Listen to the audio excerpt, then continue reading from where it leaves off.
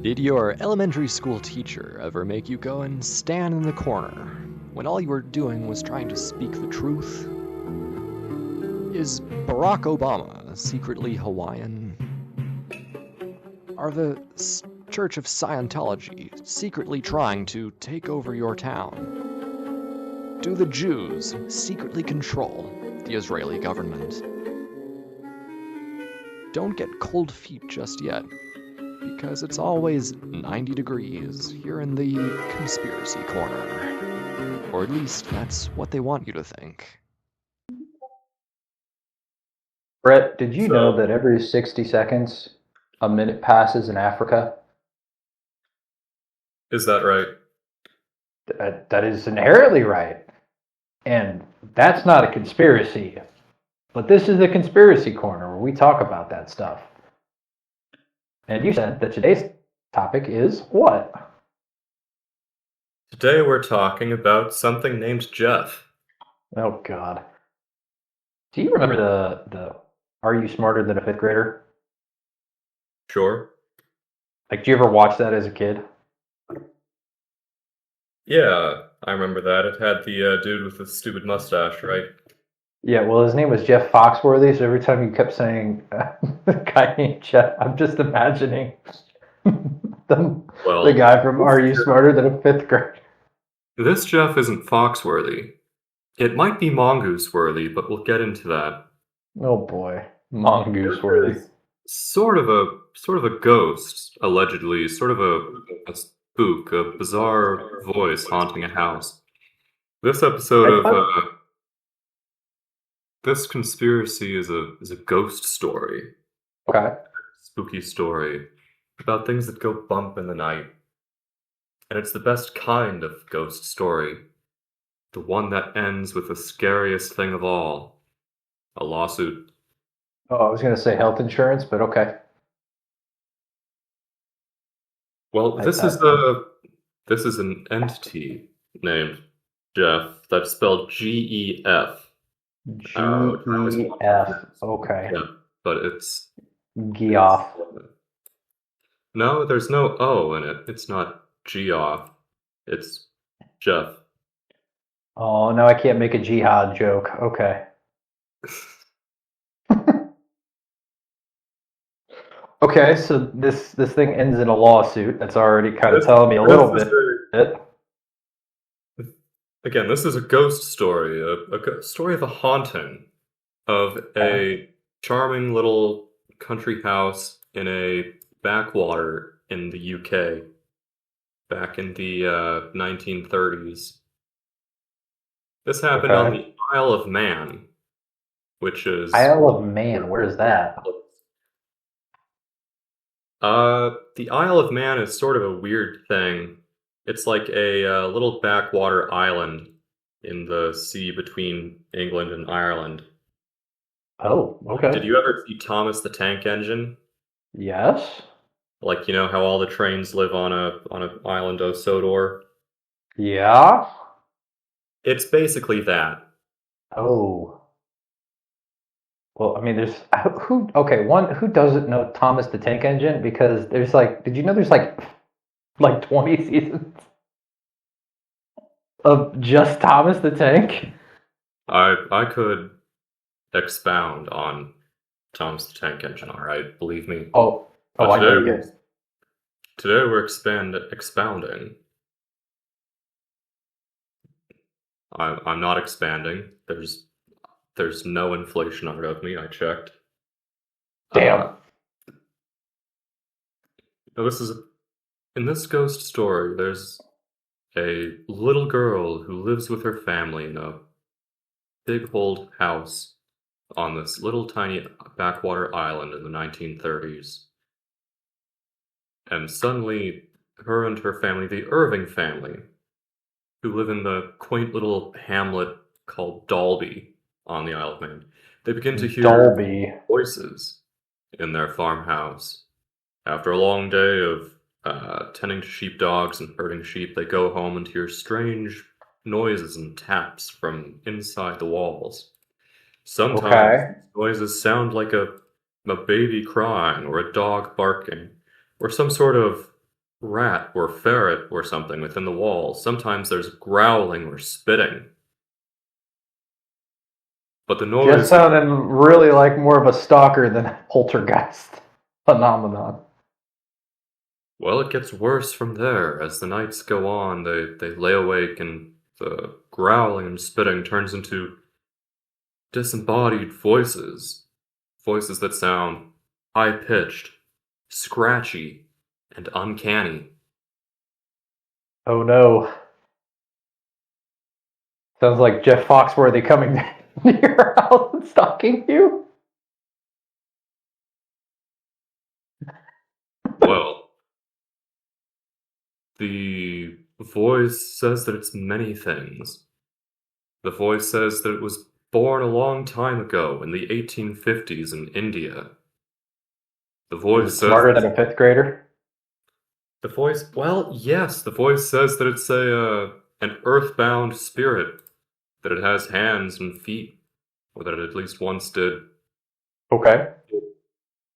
It has a broad language of knowledge. It claims to speak English, albeit with a heavy Manx accent.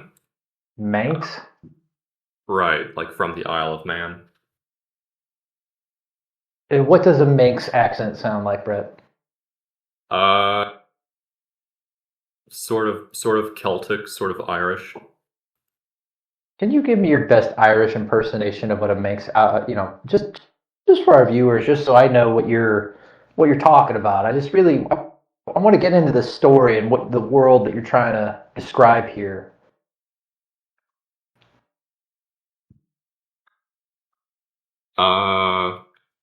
Do I have to be like a 13-year-old girl?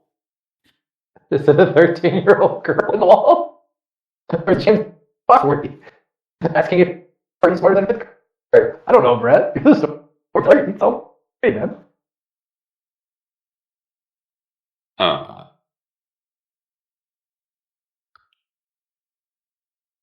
I know you can do voice impressions. Let's hear it.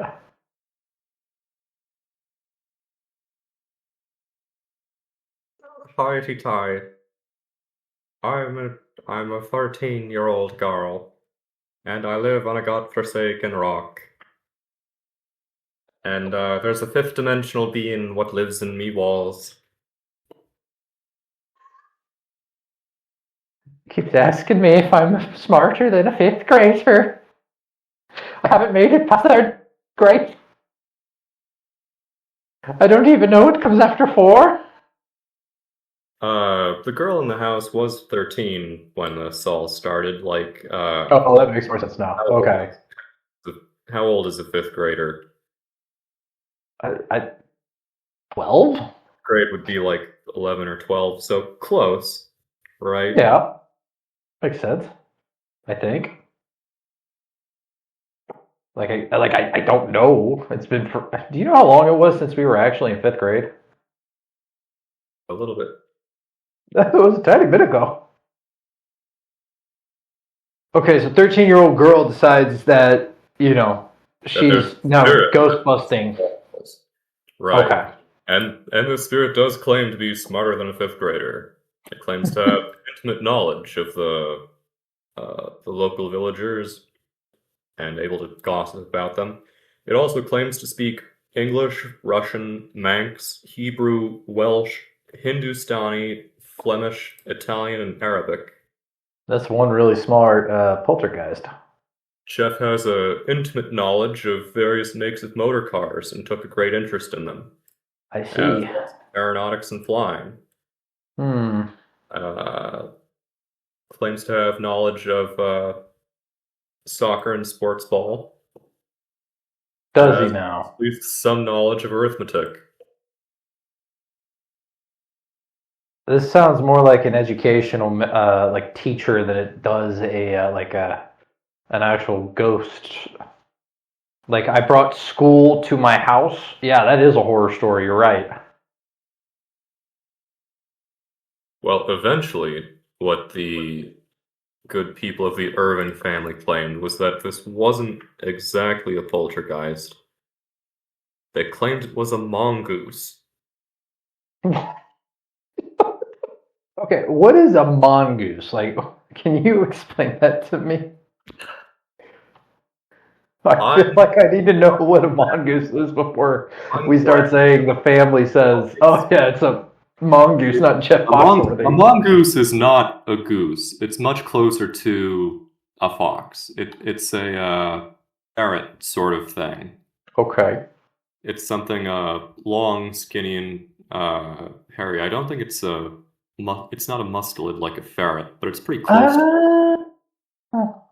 Okay, it's like a sea otter, but for the land, so a land otter. Yeah, kind of. Okay, I don't know what else it would look like. So, Like why would a land otter ever talk to you about all of these things? Like what? I want to sidetrack a moment on what Okay. a mongoose is and why anybody would know what a mongoose is. And the reason anybody would know what the fuck a mongoose is because of Rudyard Kipling, the same guy who wrote the Jungle Book and The Man Who Would Be King, based on those adventures in Afghanistan. Yeah. Okay. So shout out to our episode that's going to come out for the Isekai Afghanistan. Gotcha. Exactly. Well, the same guy who wrote about... I didn't know he wrote the Jungle Book. Isekai. Yeah, he wrote the Jungle Book, and he wrote a version of an old Indian folktale where a venomous snake of some kind makes its way into the family house and tries to, bite a baby in its crib. Okay. But the snake is eaten and attacked and defeated by a mongoose who was also living in the house. So it's sort of like a pest that might be found around the wild or maybe in a house, but they do eat snakes and stuff. That's a positive. I mean, it's a low positive, but it's a positive. Yeah, I mean, mongooses are not really popular in Europe. Most species are found in Africa, some in India and South China. But this is not something that's native to the UK or to the Isle of Man. Right? And I bring this up because, this is probably where people would know mongoose from. Mongooses? Yeah, the plural for gooses is geese, so mongooses. But the plural for a lot of Mongolias is Mongolians. So would it be Mongiesin or Mongoose? You know what I'm saying?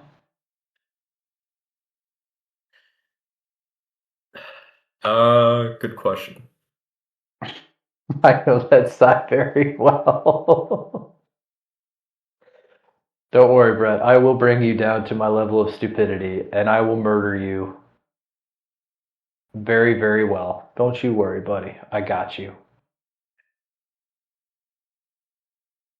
Anyways, this mongoose claimed that... I don't want everyone to train.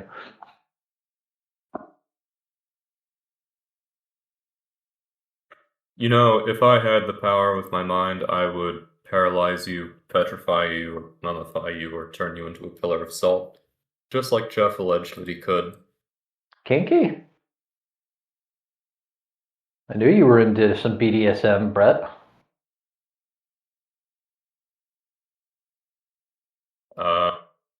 BDSM.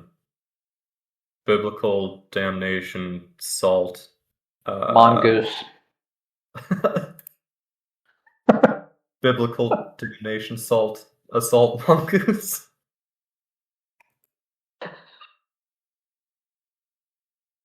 Yeah, buddy. So, okay, so I guess the entire purpose of this conspiracy is that we're trying to debate whether or not this ghost story actually happened.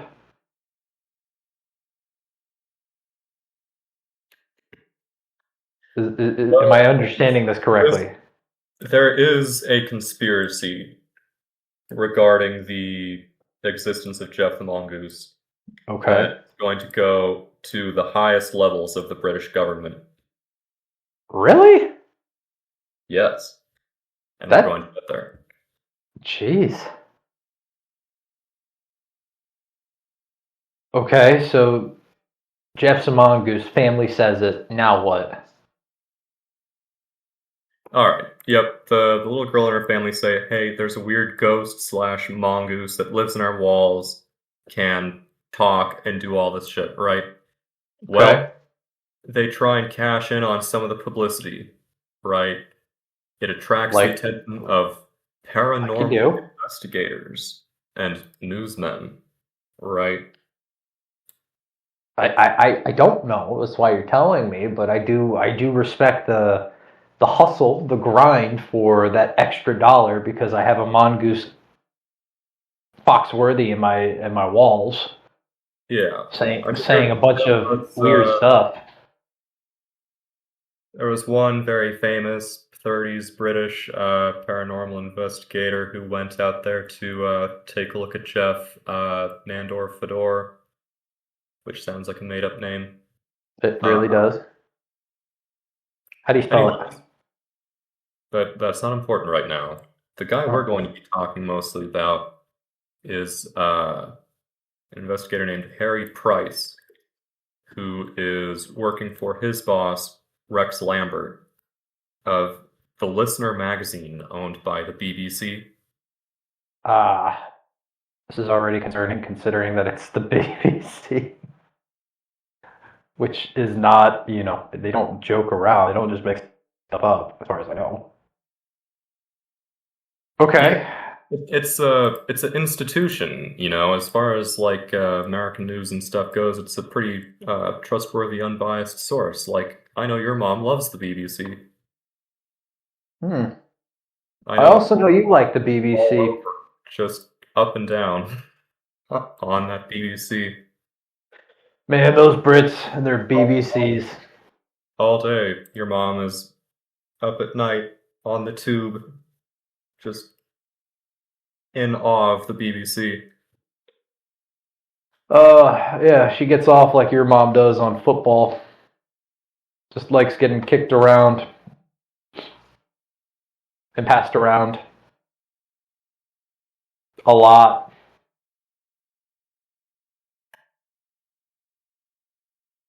You know what else gets around a lot? Did you say my mom? I'm gonna come over there and wring your neck off. Various myths and legends, including talking animals, like Aesop's Fables, or The Golden Bough and 1001 Nights. Okay. But that's what Harry Price says, that there's plenty of mythology about talking beasts, that the Australian natives have it, and that there are plenty of cases of other psychic researchers looking into intelligent animals. Like, every once in a while, someone would make a exhibit out of a horse that could allegedly do math. People would say that they trained their horse to do addition or subtraction, that a horse could stomp its hooves and correctly answer math questions. Most of that stuff was sort of debunked as, a horse trainer like standing off the side with like the correct number of carrots or sugar cubes or whatever. Okay. But it wasn't quite debunked yet that horses could do math and stuff, and everyone knows that parrots talk and stuff like that. So Harry Price and Rex Lambert of this BBC magazine, The Listener, thought, sure, what the hell? Why not take a trip out to the Isle of Man and stay with this Irving family in their farmhouse and keep a lookout for poltergeists and mongooses. Okay. I'm just so... So they did. They stay with the family in the house for a while, and just like the other paranormal investigators who were there at the height of the Jeff mania, they didn't see hide nor hair of a mongoose or a poltergeist or anything. Surprise, surprise, surprise. Not a whisper, The Irving family says, oh, well, Jeff has performance anxiety, unlike the good folks at the BBC. Which my mom loves, apparently. I mean, Jeff being a mongoose, is only like 6 or 7 inches long, unlike the BBC, which is a whole institution, a whole organization of itself. Quite a large organ of the state. You're really milking these BBC jokes, aren't you? I'm milking the BBC just like your mom does. I hate you. I hate you, you bastard. That was a good one, too. Oh, enough of your mom jokes, though. So, BBC goes and they go to investigate, and then what? Yeah, it's just Harry Price guy and his boss, Rex Lambert, go there. And what they find is that, well, for one, there are plenty of rumors around town that this little girl of the family, this 13-year-old, what was her name? I don't think we ever got a name, Brett. We just did an imitation of an Irish lad. Her name was Voyery. Voyery? Voyery. That's already a bad name. Irrey. Yeah, if I was named Voyery, I would start having delusions of talking mongoose too. I think no. Instead, she's a voyeur like your mom. It turns out that she has a talent for ventriloquism. Oh. And that the walls of this farmhouse are hollow, with large spaces in between the walls and the floors. With interesting. Are for insulation. Okay. So she's the one that did all of this. Interesting. That's I don't know if I would believe that, because that's such a, to be 13 years old and to have such a at least a grasp on ventriloquism, and it was what? It was all a prank?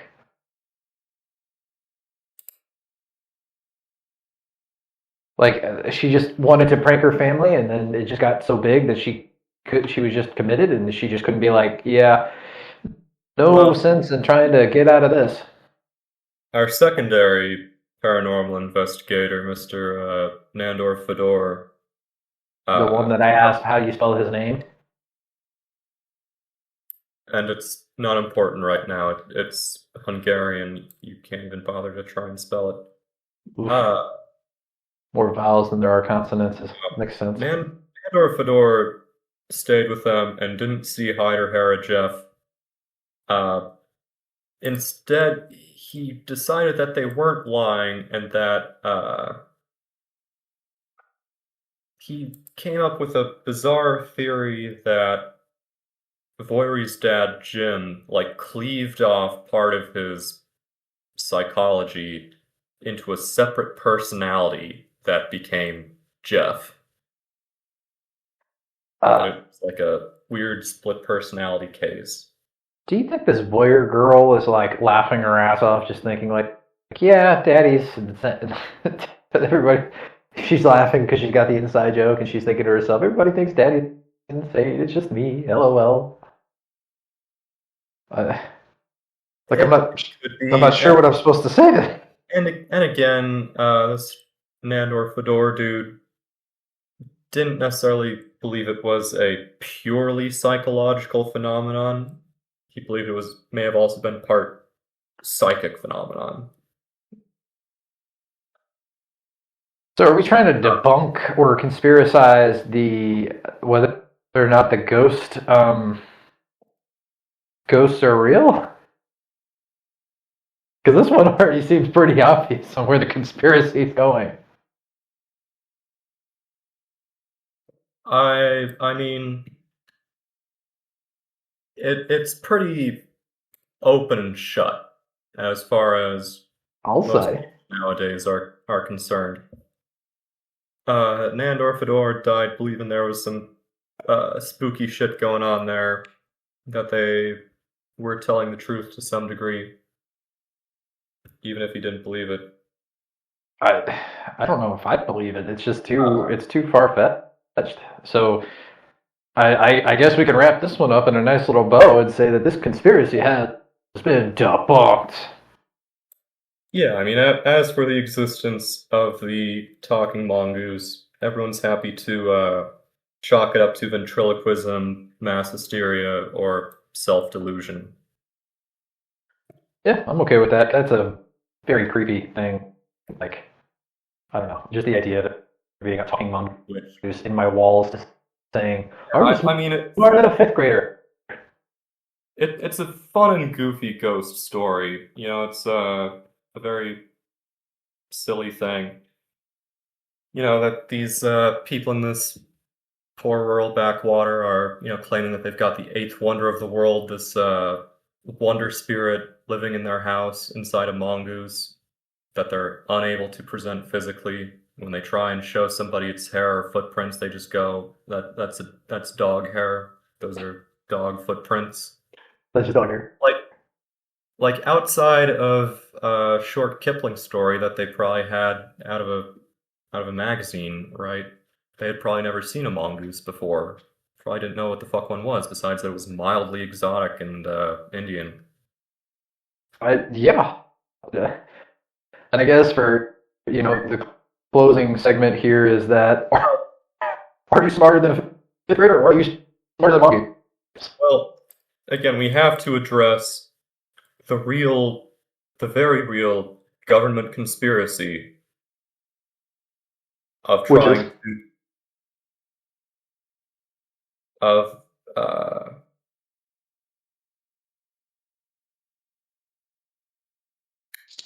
this is an incident known in the British courts of law as the Talking Mongoose case. We're going to make sure our taxpayer money is being used efficiently and not poltergeist mongoose. I love it. Not quite. Okay. Rex Lambert who owned this magazine, who ponied up the bucks to send investigators out there to take a look on the hunt for Jeff, for this eighth wonder of the world, this psychic mongoose. And a few years later, in 1937, in 1933, he's one of the founding members of the British Film Institute, body meant to develop the arts of film, television, and the moving image, to promote their use as a record of contemporary life and manners, to promote education about film, TV, and the moving image generally, and their impact on the world and society, blah, blah, blah, blah, blah, blah, blah, and the culture of their country. Now they want to go blah, blah, blah, blah, blah in the movie. Now, there's another lady on the board, and when I say lady, I mean like in the title, sort of lords and lady way. Okay. Lady Levita is also on the BFI board. Is she La Vida Loca? She is La Vida Loca, and she's crazy, and she wants Lambert off of the board. Okay. And she tries to get him removed from the board by telling people that he believes in a talking mongoose, that this guy is crazy and unfit to participate in our hoity-toity TV club. People are so wonderful sometimes. It's amazing. Right. So Lambert's boss at the Big Black Broadcasting Corporation is Sir Stephen Talents, who is friends with Cecil Levita, who is Lord Levita, married to this lady who wants this guy gone and off the board. Yeah, there's a few degrees separate in there. There's a few degrees of separation, but long story short is, yeah, everybody's rubbing shoulders and stuff, trying to get this dude fired, saying, hey, you need to get off the film board, or we're going to get you fired from your job at the BBC. Yeah, I'll say it. Lambert sues the Levitas for slander. And so his boss writes him a memo that, hey, you're going to lose your job unless you drop this lawsuit against my buddies. Okay. This leads to the Prime Minister themselves of the UK launching an investigation into the rights of a public corporation like the BBC to control the activities of their employee. Okay. And so they rewrite the rules of the BBC and make it so its HR department is more like that of the civil service than rather than that of a TV studio. Okay.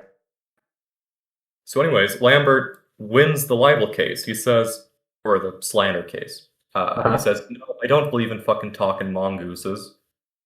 All right. And they tried to get me fired over this one little job that I did and tried to get me kicked off of this fancy film board. And he won. He won like the biggest slander case of the 30s. Jeez. Okay. He won like £7,000, which is like close to $1 million today, I think. For libel. Okay. That's a one. Okay, so he wins this. What next? Well, he wins the money, and he says, no, I don't believe in fucking talking ferrets. And he says, screw you, I'm going to work for CBC instead. I'm going to go and work in TV and radio and stuff in Canada. And that works better for him? What? And that works out better for him. He moves to Canada. I guess. So, there you have it. A conspiracy, a hoax, more like put on by a few backward yokels that accidentally results in a very real government conspiracy to cost this man his job and his position on a film board, exposed in the courts, and justice is done. And he moves on with his life and wins the day in face of this corrupt and wheeling and dealing society of lords and ladies and government magistrates. Okay, Jesus. So this is his job because of a mongoose. Because of a very happy ending. Like, would you rather live in the UK or Canada? Probably Canada. Yeah, I think so too. I don't know if I can do it. A lot of people, I just don't know if culture's for me. But hey, good for them. Well, there we go. I think that's the end of the episode now. Oh. I mean, that's more harder than a mongoose, but I can't stand. I don't know if I'm smarter than a fifth grader either. Brett, what's your take? Go ahead. You smarter than a fifth grader? I think I'm one of the 8 wonders of the world.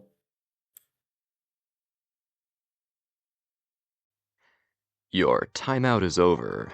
As the final echoes of our broadcast dissolve back into the void, you return from the Conspiracy Corner. A place not of whispers and shadows, but of reflection. Because in every tale of hidden hands and unseen forces, there lingers something far more unsettling. Not what is out there, but what lies within ourselves. And one final thought to carry with you back into that darkness. That federal agents are like opinions. Everybody has one, and they all stink.